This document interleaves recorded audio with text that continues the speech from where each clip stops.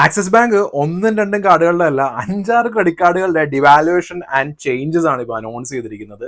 The king of devaluation Axis bank is back. തെണ്ടികൾ.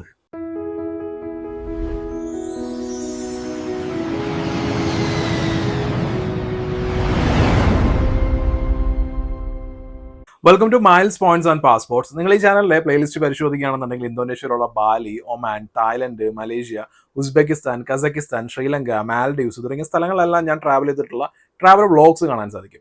ഈ travel വ്ളോഗ്സിൽ common ആയിട്ട് കാണുന്ന ഒരു സംഗതി എന്നാൽ നമ്മൾ ക്രെഡിറ്റ് കാർഡ് ഉപയോഗിക്കുമ്പോൾ കിട്ടുന്ന റിവാർഡ്സ് ആയിട്ടുള്ള മൈൽസ് ആൻഡ് പോയിന്റ്സ് ഇതെങ്ങനെ എഫക്റ്റീവായിട്ട് ഒരു പാസ്പോർട്ടിലേക്ക്, അതായത് നമ്മുടെ ഒരു യാത്രയിൽ അത് ഫ്രീ ഫ്ലൈറ്റ്സ് ആവാം, അതല്ലാന്നുണ്ടെങ്കിൽ ഫ്രീ 5-star ഹോട്ടൽ സ്റ്റേ ആവാം, ആക്ടിവിറ്റി വൗച്ചേഴ്സ് ആവാം, അങ്ങനെ എഫക്റ്റീവായിട്ട് ഒരു യാത്രയിൽ എങ്ങനെ ഉപയോഗിക്കാം എന്ന് പറയുന്ന ഒരു യൂട്യൂബ് ചാനലാണ്. നമ്മുടെ ഇന്നത്തെ ടോപ്പിക് എന്ന് പറയുന്നത് ആക്സിസ് ബാങ്കിന്റെ ഈ 2026 നാലാമത്തെ, അഞ്ചാമത്തെ, ആറാമത്തെ കൗണ്ട്ലെസ്, അവർക്ക് എത്ര തവണ അവർ ഡിവാലുവേറ്റ് ചെയ്യുമെന്ന് നമുക്ക് തന്നെ അറിയില്ല. നമുക്ക് ആക്ച്വലി ഞാൻ എണ്ണമൊക്കെ മറന്നുപോയി. അപ്പോൾ ഒന്ന് രണ്ടും കാർഡുകളല്ല, ഒരുപാട് കാർഡുകളുടെ ഡിവാലുവേഷൻ്റെ കാര്യങ്ങളാണ് നമ്മളിന്ന് സംസാരിക്കുന്നത്. ഇതിൽ ആദ്യം ഏറ്റവും കൂടുതൽ എഫക്ട് ചെയ്യാൻ പോകുന്ന ഒരു കാര്യം പറഞ്ഞുകൊണ്ട് തന്നെ നമുക്ക് തുടങ്ങാം. ആക്സിസിന്റെ മൈസോൺ സെലക്ട് പ്രിവിലേജ് എന്നീ 3 കാർഡുകൾക്ക് ഡിസ്ട്രിക്ട് ആപ്പിൽ buy 1 get 1 free ticket offer ഉണ്ടായിരുന്നു. അതുകൂടാതെ ആക്സിസിന്റെ നിയോ കാർഡിന് ബൈ 1 ഗെറ്റ് 1 ഓഫർ ഉണ്ടായിരുന്നു. ബുക്ക് മൈ ഷോയിലായിരുന്നു. പക്ഷേ 1-ാം തീയതി, അതായത് നവംബർ 1-ാം തീയതി മുതൽ 25,000 രൂപ ക്വാർട്ടർ സ്പെൻഡിങ് ഉണ്ടെങ്കിൽ മാത്രമേ ഈ ബൈ 1 ഗെറ്റ് 1 എന്ന് പറയുന്ന ഒരു മൂവി ഓഫർ കിട്ടുകയുള്ളൂ. അത് മാത്രമല്ല, ഈ 3 മാസത്തെ ട്രാൻസാക്ഷൻസ് എല്ലാം സെറ്റിലായി കഴിഞ്ഞതിന് ശേഷം അതിൽ EMI ഉണ്ടെന്നുണ്ടെങ്കിൽ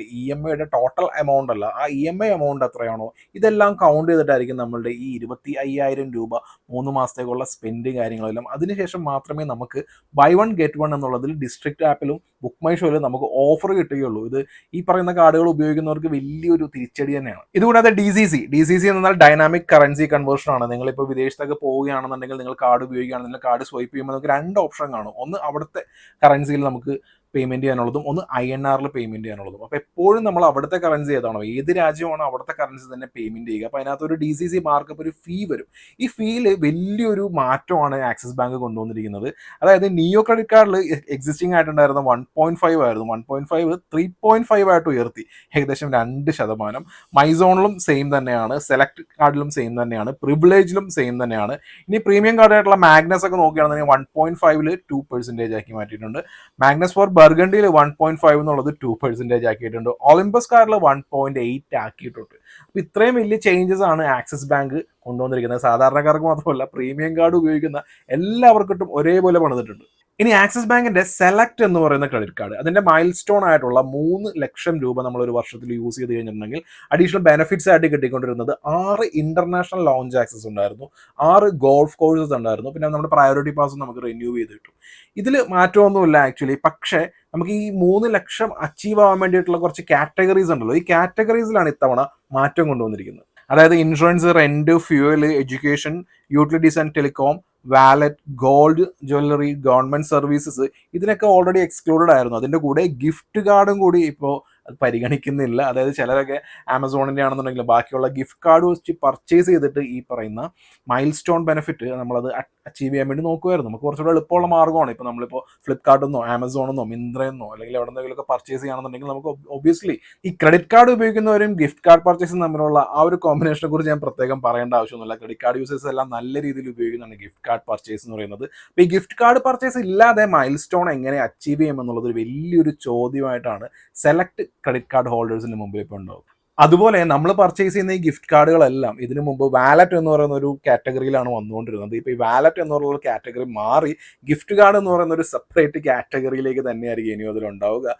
അതുകൂടാതെ ബ്രിഡ്ജിനും റോഡിനും കൊടുക്കുന്ന ടോൾ ഉണ്ടല്ലോ, ആ ടോൾ ഇനി മുതൽ എക്സ്ക്ലൂഡ് ആയിട്ടുണ്ട്. അതായത് ഒരു വർഷത്തേക്ക് 3000 രൂപ കൊടുത്തു കഴിഞ്ഞിട്ടുണ്ടെന്നുണ്ടെങ്കിൽ ഒരു വർഷം അല്ലെങ്കിൽ 250 ടോൾ എന്നുള്ള ആ രീതിയിലൊക്കെ പർച്ചേസ് ചെയ്യുന്നവരുണ്ട്. അപ്പം അങ്ങനെ പർച്ചേസ് ചെയ്തിട്ടുണ്ടെന്നുണ്ടെങ്കിൽ ആക്ച്വലി നമുക്ക് അതിൻ്റെ റിവാർഡ്സും കാര്യങ്ങളൊക്കെ മുൻപ് കിട്ടുമായിരുന്നു, പക്ഷേ ഇനി മുതൽ അത് കിട്ടില്ല എന്നുള്ളത്. അപ്പോൾ ആ ഒരു കാര്യത്തിലും നല്ല രീതിയിൽ പണി വന്നിട്ടുണ്ട്. ഇത് സ്റ്റാർട്ട് ചെയ്യുന്നത് 28 ഓഗസ്റ്റ് മുതലാണ്. അപ്പോൾ അതിനു മുമ്പ് ഈ 3000 രൂപ റീചാർജ് ചെയ്യുന്നവർക്ക് ചെയ്യാം. ഇനിയുള്ളൊരു ചേഞ്ച് വന്നിരിക്കുന്നത് ലേറ്റ് പേയ്മെന്റ് ഫീലാണ്. അപ്പോൾ ക്രെഡിറ്റ് കാർഡ് പേയ്മെന്റ് ഡിലേ ആക്കുന്നവർക്ക് മാത്രമാണ് ഇത് എഫക്ട് ചെയ്യുള്ളൂ, ബാക്കി സാധാരണക്കാർക്കൊന്നും അത് എഫക്ട് ചെയ്യുന്നതല്ല. അപ്പോൾ അതിനകത്ത് ബിലോ 500 ആണെന്നുണ്ടെങ്കിൽ ഇവിടെ പ്രത്യേകിച്ച് ഫീസും കാര്യങ്ങളൊന്നുമില്ല. പക്ഷേ 500 മുതൽ 5000 രൂപയ്ക്ക് 500 രൂപയും, 5000 മുതൽ 10000 രൂപയ്ക്ക് 750 രൂപയും, 10,001 മുതൽ 50,000 രൂപ വരെ 1200, പിന്നെ പുതുതായിട്ട് ഇൻട്രൊഡ്യൂസ് ചെയ്തിരിക്കുന്ന 50,000 ആൻഡ് എബോ അതിന് ഫ്ലാറ്റ് 1300 രൂപയാണ് ഇവർ ചാർജ് ചെയ്യുന്നത്. ഇതെല്ലാം 28 ഓഗസ്റ്റ് മുതലാണ് സ്റ്റാർട്ട് ചെയ്യാൻ പോകുന്നത്. അപ്പോൾ കൃത്യമായിട്ട് പേയ്മെന്റ് അടക്കുന്നവരെ ബാധിക്കുന്ന ഒരു കാര്യമല്ല ഇത്. ഇനിയുള്ള മാറ്റം കൊണ്ടുവന്നിരിക്കുന്നത് ലോഞ്ച് ആക്സസിലാണ്. ലോഞ്ച് ആക്സസിന്റെ എണ്ണവും കാര്യങ്ങളും ഒന്നും വെട്ടിക്കുറച്ചിട്ടില്ല. പക്ഷേ ഈ ലോഞ്ച് ആക്സസ് നമ്മൾ ഉപയോഗിക്കുന്നുണ്ടല്ലോ, ആ ഉപയോഗിക്കുന്ന മെത്തേഡിൽ ഇവർ ചെറിയൊരു ചേഞ്ചസ് കൊണ്ടുവന്നിട്ടുണ്ട്. അപ്പോൾ അത് കൃത്യമായിട്ട് ശ്രദ്ധിക്കുക.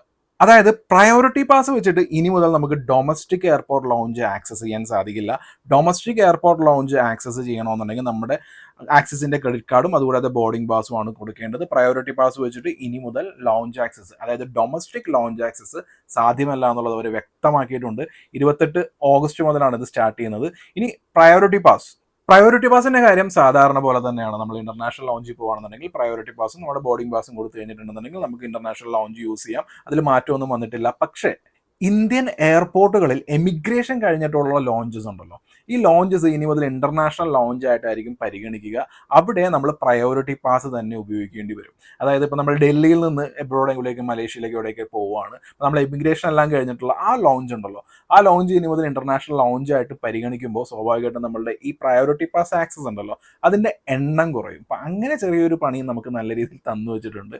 നമ്മൾ സാധാരണ ലോഞ്ച് എന്ന് പറയുമ്പോൾ 3 തരത്തിലുള്ള ലോഞ്ച് ഉണ്ട്. ഒന്ന് ഡൊമസ്റ്റിക് ടെർമിനലിലുള്ളത്, പിന്നെ അതുകൂടാതെ തന്നെ നമുക്ക് നമ്മുടെ ഇവിടുത്തെ എയർപോർട്ടിൽ തന്നെയുള്ള ഇന്റർനാഷണൽ, അതായത് അതിന് ഇന്റർനാഷണൽ ലോഞ്ച് ആയിട്ടല്ല സാധാരണ പറയുന്നത്. ഇന്റർനാഷണൽ ലോഞ്ച് എന്ന് ഉദ്ദേശിക്കുന്നത് വിദേശത്തുള്ള ആ ലോഞ്ച് തന്നെയായിട്ടാണ്. പക്ഷേ എമിഗ്രേഷൻ കഴിഞ്ഞിട്ടുള്ള നമ്മളുടെ ഇന്ത്യയിൽ തന്നെയുള്ള ലോഞ്ചസും ഇന്റർനാഷണൽ ലോഞ്ചസ് ആയിട്ടായിരിക്കും ഇനി മുതൽ പരിഗണിക്കുക.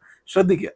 ഇനിയുള്ളൊരു കാര്യം, ഈ ആക്സിസ് ബാങ്കിന്റെ കമ്മ്യൂണിക്കേഷൻ മെയിൽസും കാര്യങ്ങളൊക്കെ ഉണ്ടല്ലോ, അതൊക്കെ പ്രോപ്പറായിട്ട് ശ്രദ്ധിക്കാതെ പോകുന്നവർക്ക് കിട്ടുന്ന ഒരു ചെറിയ പണിയാണ്. കാരണം നമുക്ക് ഈ ക്രെഡിറ്റ് കാർഡിന്റെ ഭാഗമായിട്ട് ഒരുപാട് മെമ്പർഷിപ്സും കാര്യങ്ങളൊക്കെ നമുക്ക് കിട്ടും. അത് ഇനി ഓട്ടോമാറ്റിക് ആയിട്ട് അങ്ങ് റിന്യൂ ആവില്ല. അത് കൺസെന്റ് ബേസ്ഡിലാണ് വരുന്നത് ഇനി മുതൽ. അതായത് ഈ സ്ക്രീനിൽ കാണുന്ന Accor plus, club Marriott, Taj Epicure, club ITC ഇതുപോലുള്ള മെമ്പർഷിപ്പുകളും അത് ഏത് കാർഡിലൂടെയാണ് കിട്ടുന്നതൊക്കെ ഉണ്ടല്ലോ. അപ്പോൾ ഇത് റിന്യൂവൽ ഡേറ്റ് ആവുന്നതിന് മുമ്പ് ഇവരുടെ ഭാഗത്തൊരു കമ്മ്യൂണിക്കേഷൻ വരും. ആ കമ്മ്യൂണിക്കേഷൻ നമ്മൾ പ്രോപ്പർ ആയിട്ടുള്ള റിപ്ലൈ കൊടുത്താൽ മാത്രമേ അത് റിന്യൂ ആവുകയുള്ളൂ. മുമ്പത്തെ പോലെ ഓട്ടോമാറ്റിക് ആയിട്ട് റിന്യൂ ആവുന്നില്ല. അപ്പോൾ ഈ ഒരു കാര്യവും ശ്രദ്ധിക്കുക. മൊത്തത്തിൽ 3 മാസം കൂടി ചേർത്ത് 25,000 രൂപ ഉപയോഗിച്ച് അതിന്റെ ട്രാൻസാക്ഷൻസ് എല്ലാം സെറ്റിലായി അതിനുശേഷം നമുക്ക് കിട്ടുന്ന ബൈ 1 ഗെറ്റ് 1 ഓഫർ, അത് ബുക്ക് മൈ ഷോയിലാവട്ടെ ഡിസ്ട്രിക്റ്റിലാവട്ടെ, ഇങ്ങനെയൊക്കെയാണ് ആക്സിസ് ബാങ്ക് തരുന്നത് എന്നുണ്ടെങ്കിൽ ആക്സിസ് ബാങ്കിനോട് പോയി, അതായത് ആക്സിസ് ബാങ്ക് ഇവരുടെ ക്രെഡിറ്റ് കാർഡ് എല്ലാം അവരോട് മാത്രം ലോയൽ ആയിരിക്കണം. മൈൽ സ്റ്റോൺ ബെനിഫിറ്റ്സും കാര്യങ്ങളൊക്കെ ഇനി അച്ചീവ് ചെയ്യണമെന്നുണ്ടെങ്കിൽ അതിൽ എക്സ്ക്ലൂഡ് ആയിട്ടുള്ള കുറേ കാറ്റഗറീസ് എല്ലാം കൊണ്ടുവന്ന് ഞങ്ങളുടെ ഈ കാർഡ് മാത്രം ഉപയോഗിച്ച് നിങ്ങൾ ബാക്കിയുള്ള കാർഡുകളൊന്നും ഉപയോഗിക്കാതെ ഇത് മാത്രം ഉപയോഗിച്ച് ഞങ്ങളോട് ലോയലായിട്ടിരിക്കുക എന്നുള്ളതാണ് ആക്സിസ് ബാങ്ക് ഉദ്ദേശിക്കുന്നത്. പക്ഷേ ഒരു മൊത്തത്തിൽ കൊണ്ടുവന്നിരിക്കുന്ന സ്ട്രിക്റ്റ് മൈൽ സ്റ്റോൺ ആണ് സെലക്ട് കാർഡിൽ കൊണ്ടുവന്നിരിക്കുന്നത്. അപ്പോൾ ഈ ഗിഫ്റ്റ് കാർഡ് എടുത്ത് മാറ്റിയത് വലിയൊരു അടിയാണെന്ന് തന്നെ പറയാം. അതുകൂടാതെ DCC മാർക്കപ്പ് കൂട്ടിയിരിക്കുകയാണ്. ഇവർക്ക് പുറത്ത് ഉപയോഗവും കാര്യങ്ങളൊക്കെ കൂടിയതുകൊണ്ടാണോ എന്താണോ എന്ന് എനിക്കറിയില്ല. എങ്ങനെ ഒന്നാലും നമ്മൾ എബ്രോഡൊക്കെ പോകുകയാണെന്നുണ്ടെങ്കിൽ നമ്മുടെ ക്രെഡിറ്റ് കാർഡ് ഉണ്ടെന്നുണ്ടെങ്കിൽ ക്രെഡിറ്റ് കാർഡ് നമ്മൾ ഉപയോഗിക്കും. അതിന്റെ DCC മാർക്കപ്പ് ഓൾറെഡി ഉള്ളതിൽ നിന്ന് 2% ഇൻക്രീസ് ചെയ്യാന്നൊക്കെ പറയുന്ന ഒരു വലിയ ഡിവാലുവേഷൻ ആയിട്ടാണ് എനിക്ക് ഫീൽ ചെയ്യുന്നത്. കാരണം എബ്രോഡ് പോകുന്ന ആൾക്കാർക്ക് അറിയാം നമുക്ക് ക്രെഡിറ്റ് കാർഡ് ഉണ്ടെങ്കിൽ എത്രത്തോളം യൂസ്ഫുൾ ആണെന്ന്. അത് 0 മാർക്കപ്പ് കാർഡുകളൊക്കെ നമുക്ക് മാർക്കറ്റിൽ സ്റ്റിൽ അവൈലബിൾ ആണ്, സ്കാപ്പിയ പോലുള്ള. അപ്പോൾ അതിന്റെ ഇടയിൽ 2% കൂട്ടി കഴിഞ്ഞിട്ടുണ്ടെങ്കിൽ ആക്സസിന് ഉണ്ടാകുന്ന ഡാമേജ് എത്രമാത്രം ആയിരിക്കും ഞാൻ പ്രത്യേകം പറയേണ്ട ആവശ്യമില്ല. പിന്നെ വന്നിരിക്കുന്ന റിവാർഡ് എക്സ്ക്ലൂഷൻസ് ആണ്. അതിൽ റോഡ്, ടോൾ തുടങ്ങിയ കാര്യങ്ങളൊന്നും കാര്യമായിട്ട് അഫക്ട് ചെയ്യുന്നില്ല. പക്ഷേ ഗിഫ്റ്റ് കാർഡ് അതിൽ നിന്ന് മാറ്റിയത് അതൊരു വലിയൊരു ചതിയായി പോയി. പിന്നെ ലോഞ്ച് ആക്സസിൽ വന്നിരിക്കുന്ന മാറ്റം, നമ്മുടെ മെമ്പർഷിപ്പിന്റെ റിന്യൂവലിൽ വന്നിരിക്കുന്ന മാറ്റം, ഇതെല്ലാം ആക്സിസ് ബാങ്കിന്റെ തലപ്പത്തിരിക്കുന്ന ആളുകൾ മാത്രം ചിന്തിച്ച് തല പുകച്ച് വളരെ ട്രിക്കി ആയിട്ട് എടുക്കുന്ന ചില ഡിസിഷൻസ് ആണ്. I am very impressed. കൊള്ളാം. ഏതായാലും ഇങ്ങനെയൊക്കെ തന്നെ നിങ്ങളുടെ കസ്റ്റമേഴ്സിനോട് കാണിക്കണം. 2026 ഇതുവരെ തീർന്നിട്ടില്ല. ആക്സിസ് ബാങ്കിന്റെ ഇതുപോലുള്ള ബ്രില്യൻ്റ് ആയിട്ടുള്ള ഡിവാലുവേഷൻ സംഭവങ്ങളെല്ലാം ഇനിയും വന്നുകൊണ്ടിരിക്കും. I am very curious. കാരണം എന്താണെന്ന് വെച്ചിട്ടുണ്ടെങ്കിൽ എങ്ങനെയൊക്കെയാണ് ഇതിന്റെ തലപ്പത്തുള്ള ആളുകൾ ഇതൊക്കെ ആലോചിച്ച് കണ്ടുപിടിച്ച് ഈ രീതിയിലേക്ക് ഡിവാലുവേഷൻ കൊണ്ടുവരിക എന്നുള്ളത് എനിക്ക് എപ്പോഴും ഓരോ ഡിവാലുവേഷൻ അനൗൺസ്മെന്റ് വരുമ്പോഴും ഞാൻ ഏതൊക്കെയാണ് എങ്ങനെയൊക്കെയാണ് നമ്മൾ കസ്റ്റമേഴ്സിനെ വരുന്നത് എന്നുള്ള രീതിയിലൊക്കെ ഞാൻ വളരെ ക്യൂരിയസ് ആയിട്ട് നിൽക്കാറുണ്ട്. അപ്പോൾ അത് ഇനിയും ഉണ്ടാവും. 2026 തീർന്നിട്ടില്ലല്ലോ. അപ്പോൾ ഇതുപോലുള്ള ആക്സിസ് ബാങ്കിന്റെ ബാക്കിയുള്ള ക്രെഡിറ്റ് കാർഡുകളുടെ റിവാർഡ്സ് എങ്ങനെ നമുക്ക് ട്രാവലിൽ വളരെ ഭംഗിയായിട്ട് ഉപയോഗിക്കാൻ തുടങ്ങിയ കാര്യങ്ങളൊക്കെയുള്ള വളരെ ഇൻഫോർമേറ്റീവ് ആയിട്ടുള്ള ഹെൽപ്ഫുൾ ആയിട്ടുള്ള വീഡിയോസുമായി നമുക്ക് വീണ്ടും കാണാം.